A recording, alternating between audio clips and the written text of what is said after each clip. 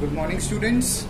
In the previous class I told you about the structure of whole metallurgical process of how the metals are extracted, processed and finally made ready for use. Now we are going to go into the details of the chapter.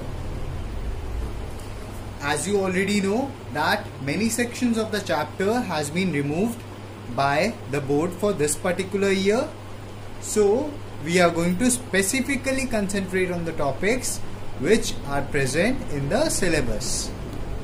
So let's move on to the next thing, that is occurrence of metals. Now as I already told you that metals occur in two states, that is either in free or native state or in combined state. Now as told in the previous class itself, the metals which are very low reactive or very less reactive metals are found in free or native state. Examples are gold and silver. Whereas the metals of moderate and high reactivity are found in combined states, that is they exist in form of compounds, in form of oxides, carbonates, halides, sulfides or sulfates. Students, please note, when we are talking about oxides, carbonates, halides, sulfides and sulfate, we are talking about oxides of metals, carbonates of metals, halides of metals, and similarly for sulfides and sulfates also. Now let's move on to the next topic, which is extraction of aluminium. Now before starting the topic, that is extraction of aluminium, we are going to have a look at the ores of aluminium that are found. So the first form of ore of aluminium is bauxite. Students, please note, here I have written the common names. These are the chemical names and these are the chemical formulae of these ores.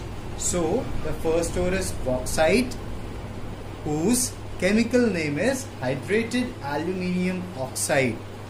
So what you can see over here, its formula is Al2O3, which is aluminium oxide dot 2H2O. Please note, 2H2O represents the water of crystallization. The next form of ore of aluminium is cryolite. Its chemical formula is sodium aluminium fluoride and it can be represented as Na3Al(F)6. The third form of ore of aluminium is corundum, which is aluminium oxide, Al2O3. So these are the common ores of aluminium. As we already started with extraction of aluminium, so let's have a look at various steps which are involved in extraction of aluminium. The first step, as we have already studied, is dressing or concentration of ore, where all the possible physical impurities, or we can say the impurities or larger impurities associated with the ore, are removed. Next is conversion to oxide. Now after the removal of larger impurities, the ore is then converted to oxide. Then this particular oxide is reduced to the metal. However, the purity of metal obtained over here is not 100%, or you can say it's not too much. So what is done over here? Further, by electro-refining of impure metal, we can obtain a more pure form of metal over here. So let's have a look at them one by one. First is dressing or concentration of ore. Now here we take impure bauxite and on reaction with sodium hydroxide, this impure bauxite, that is our ore, and also we have taken the condition, that is the temperature is 150 degrees Celsius. So on reaction of impure bauxite with sodium hydroxide at 150 degrees Celsius temperature, what do we observe? We observe that NaAlO2 plus H2O is being obtained over here. That is, we are obtaining sodium aluminate salt and water. Please note down one thing. Impure bauxite. Now we have taken a amphoteric oxide over here, and an amphoteric oxide on reaction with a base gives us salt plus water. This process of concentration of ore is known as Bayer's process. Further, the sodium aluminate which was obtained over here on undergoing hydrolysis at a temperature of 50 degrees Celsius, it produces soluble sodium hydroxide and aluminium hydroxide.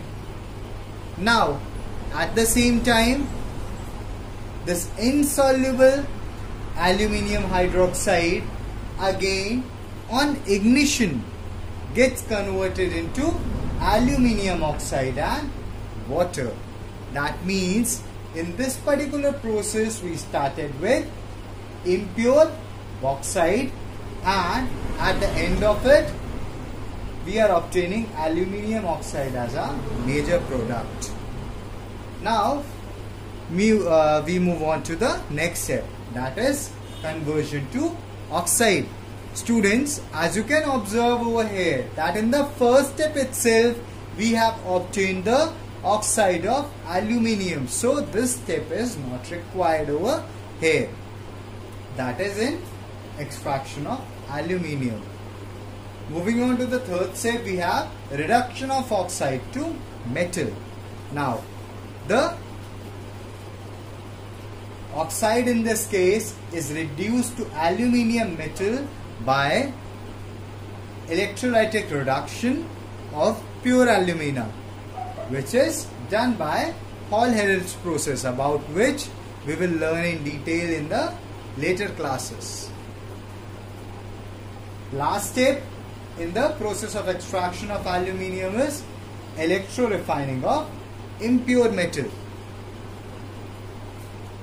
As I already told you that the metal which will be obtained by reduction of oxide is not completely pure metal. It still contains certain impurities. So, in order to remove those impurities and obtain a metal as high as 99% pure, or you can say 99.5, which may also be and it has been observed that in certain case the purity has been 99.9% also. That is done by Hoops process in the case of aluminium.